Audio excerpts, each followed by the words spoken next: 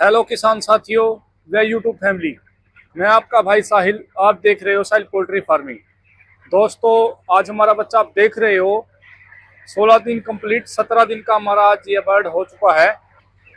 अभी के समय के अंदर जो अपना मंथ चल रहा है जुलाई का, इस मंथ के अंदर कौन कौन सी नॉर्मल बीमारी हमारी रहती है।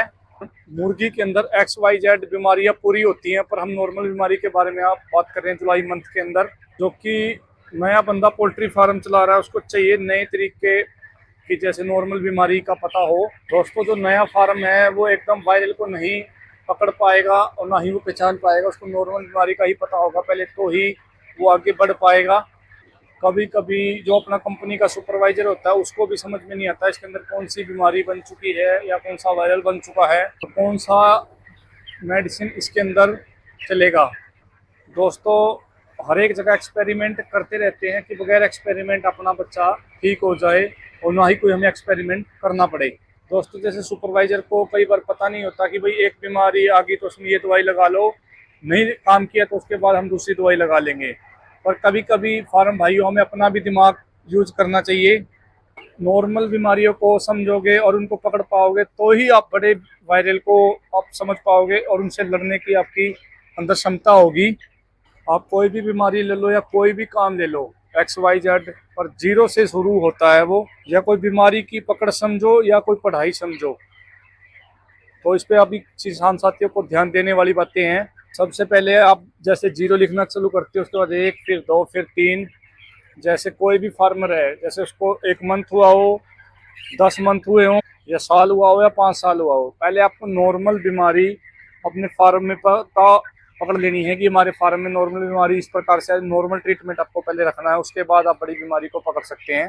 पहले आपको नॉर्मल मेडिसिन की जानकारी लेनी चाहिए, उसके बाद हैवी मेडिसिन की जानकारी अपने डॉक्टर से, आसपास के डॉक्टर से आप ले सकते हो, या अपने सुपरवाइजर आता है तो उससे ले सकते हो, या आस पड़ोस के फार्मर से आप एक बार नॉर्मल जानकारी ले सकते हो, जो कि आपको बहुत ज़्यादा फायदा करेगी। और आपको अपनी नोट कर लेनी है जो उसने दवाई बताई है, इस मंथ में यह दवाई लगेगी, अगले मंथ में वह दवाई लगेगी।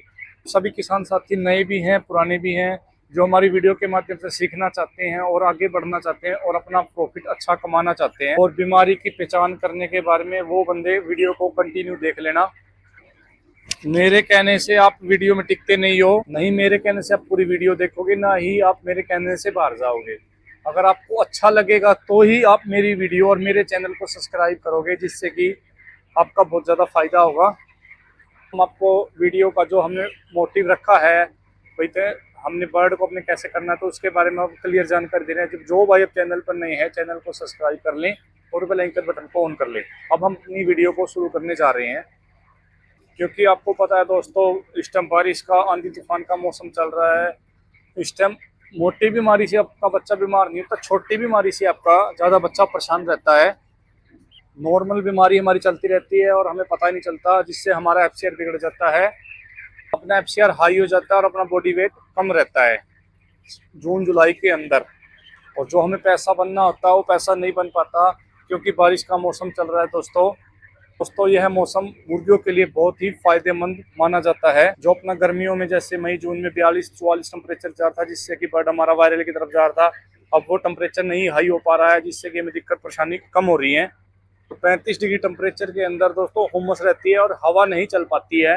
उससे अपने बच्चों को हम कैसे सुरक्षित रख सकते हैं, वो भी मैं अब आपको इस वीडियो के बारे में पूरी जानकारी दूंगा। मैं आपको नॉर्मल तरीके से आपको बताता हूँ। बच्चा आप देख सकते हो, कल भी हमने इस फार्म की वीडियो अपने चैनल पर डाली है कि नॉर्मल बर्ड में साउंड थी। आज देखो कितना हमारा बर्ड को रिलीफ मिला है। दोस्तों, हमारे फार्म में ये 10,000 मुर्गे हैं और हमारी मोर्टेलिटी सिर्फ ओनली आज 4 ही हैं, जो कि हम आपको दिखाएंगे। अभी मोर्टेलिटी वो भी छोटी छोटी है, बड़ी मोर्टेलिटी हमारी नहीं है। और मैं आपको ये भी बताऊंगा इस वीडियो के माध्यम से, नए फार्म को खास बात करके, अपना बच्चा 8 दिन का हुआ है, 10 दिन का हुआ है, उसको दाना कितना लेना चाहिए और कितने ग्राम दाना इसको हमें खिलाना है। कई फार्म भाई एक्स्ट्रा दाना डाल देते हैं, कई फार्म भाई कम डालते हैं। तो वीडियो में पूरा आप बने रहोगे, जब भी आपको समझ में आ पाएगी। पहले मैं आपको अब बीमारी के बारे में बता देता हूँ, फिर आपको मेडिसिन के बारे में बता देंगे, फिर आपको फीड के बारे में हम बता देंगे, उसके बाद हम आपको बॉडी वेट के बारे में बता देंगे। सबसे पहले अपने फार्म में मोर्टेलिटी कितनी हो रही है पर डे और किस टाइम हो रही है, उसके ऊपर फार्मर की पकड़ होनी चाहिए। 1000 चिक्स पर एक मोर्टेलिटी होती रहे, वो नॉर्मल होती है गर्मी और हुमस के टाइम पर। 12,000 मुर्गे हैं तो 12 मोर्टेलिटी है, कम हो तो बहुत अच्छा है आपके लिए।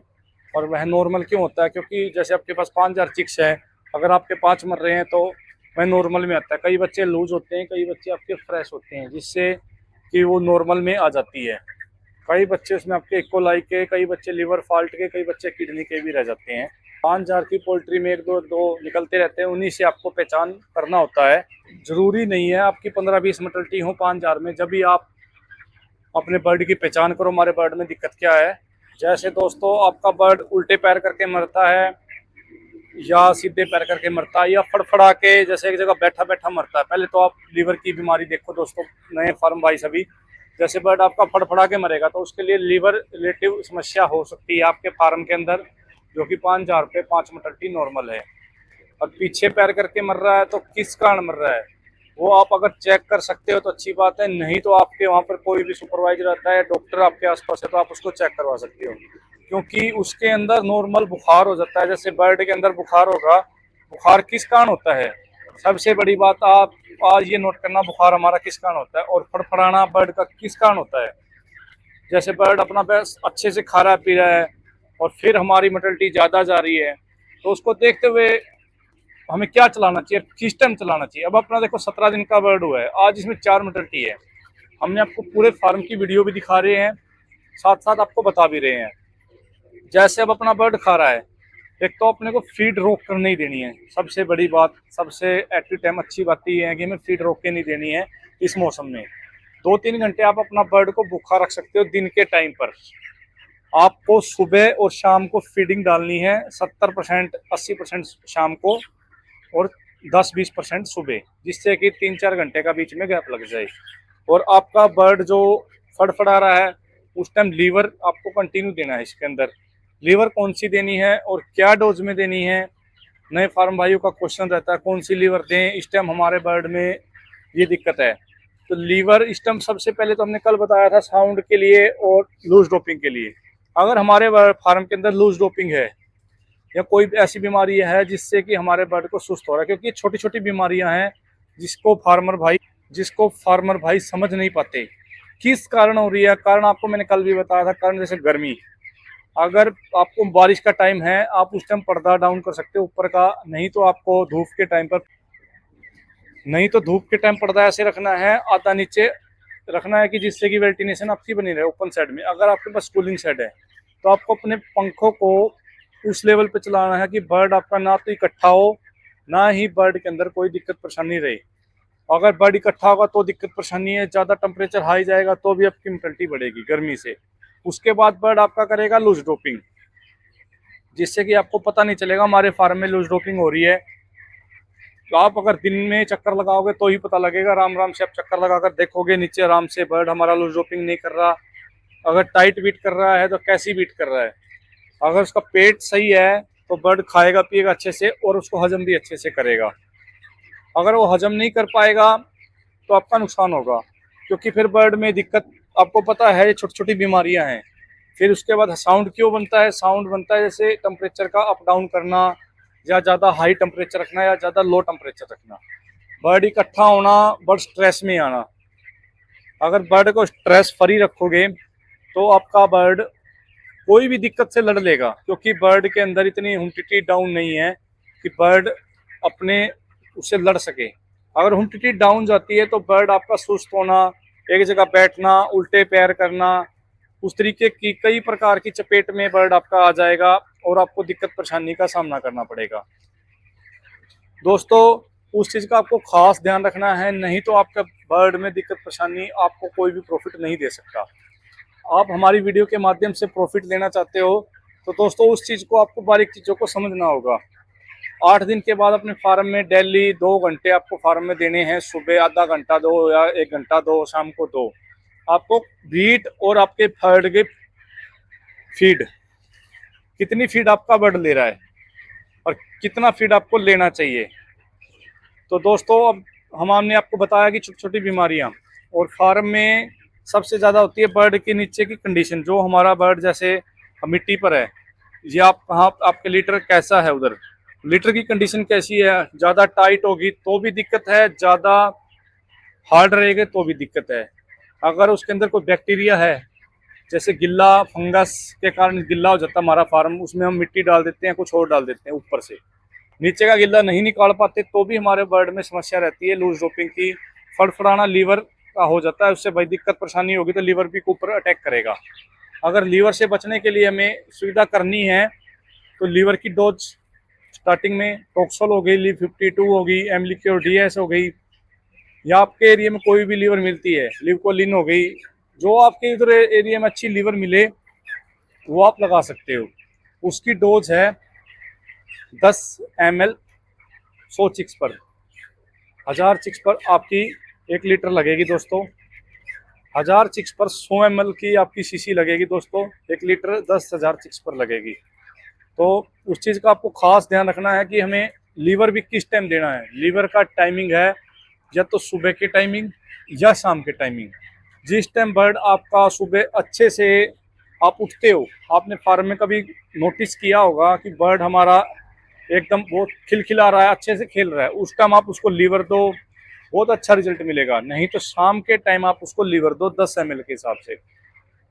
हमने आपको बताया लूज ड्रॉपिंग की, कल हमने बता दी, साउंड की बता दी। आज आप देख सकते हो बर्ड में साउंड नहीं है, हल्की फुल्की साउंड है, वो धीरे धीरे धीरे खत्म होगी। देखो दोस्तों, एकदम तो खत्म नहीं हो सकती, कोई भी दवाई एकदम असर नहीं करती है।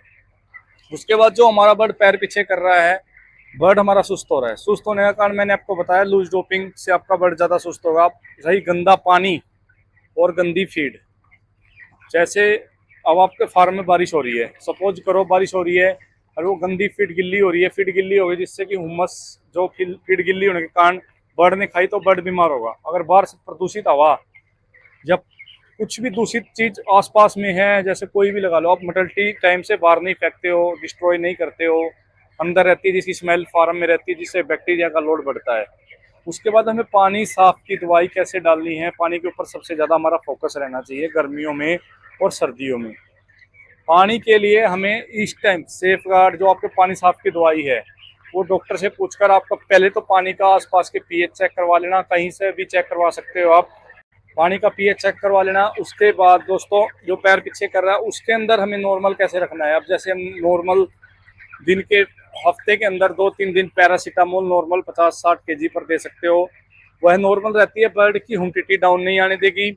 और जो हल्का फुल्का आपको लगता है हमारे बर्ड में नाक पे खिच खिच कर रहा है या ठंड की तरफ जा रहा है, तो वो भी नहीं होगा। जैसे हमें जगह का भी खास ध्यान रखना है, कितने दिन पर फार्म में करना है, वो भी कैसे करना है, वो भी हम आपको नेक्स्ट वीडियो में बताएंगे दोस्तों, क्योंकि ये वीडियो बहुत लंबी हो जाएगी। अगर हम पूरी डिटेल में आज आपको देने चाहेंगे तो नहीं दे पाएंगे। तो दोस्तों, उस चीज़ का हमें ध्यान रखना है।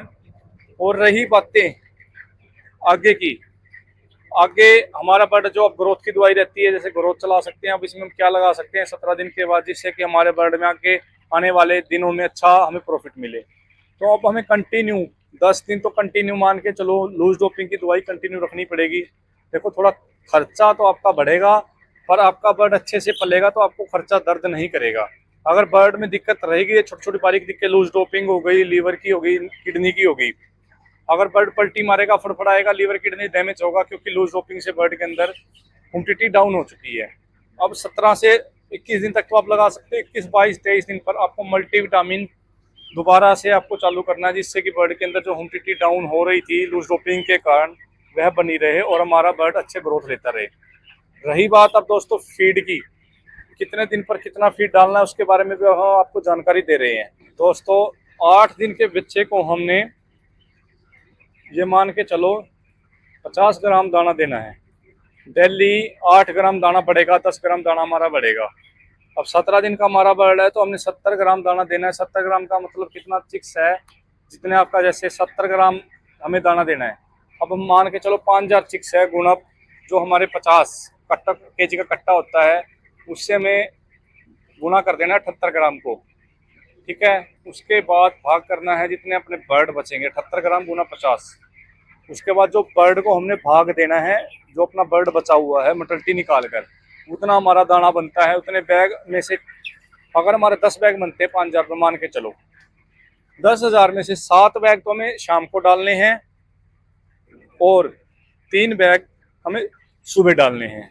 70% शाम को, 30% सुबह, जिससे कि हमारे फीड में रेशो सही रहेगा और 2-3 घंटे हमारा बर्ड भूखा रहेगा, जो कि भूखा तो नहीं रहेगा पर अंदर जो हल्का फुल्का रहेगा। दोस्तों ये देखो, अभी हमारा 3 बजे का हम वीडियो बना रहे हैं। दोस्तों देखो कम कितना फीड है, बहुत कम फीड है, जिससे कि बर्ड खाता भी रहेगा और बर्ड भूखा भी नहीं रहेगा, जिससे कि आपकी मृत्यु दर भी कम होगी और आपको बहुत अच्छा प्रॉफिट होगा। पानी साफ का हमने आपको बता ही दिया दोस्तों कि इसमें आपको ध्यान ये चीज़ का रखना है, छोटी छोटी बारीक चीज़ों का। और रही बात दोस्तों वेट की, 17 दिन में हमें कितना वेट लेना है और कैसे लेना है। अगर हमारा बर्ड अब ठीक रहेगा तो हमें अच्छी FCR और अच्छा प्रॉफिट देकर जाएगा। अगर बर्ड के अंदर अभी से हमारी स्टार्टिंग से दिक्कत चलती है तो लास्ट तक हमें दिक्कत का सामना करना पड़ता है। तो दोस्तों उस चीज़ का ध्यान रखते हुए आपको बहुत ज़्यादा फायदा मिलेगा। और दोस्तों अगर आज आपको वीडियो अच्छी लगी हो तो लाइक शेयर जरूर करना। मिलते हैं दोस्तों नेक्स्ट वीडियो में। अभी वीडियो को हम यहीं विराम करते हैं। जय हिंद दोस्तों।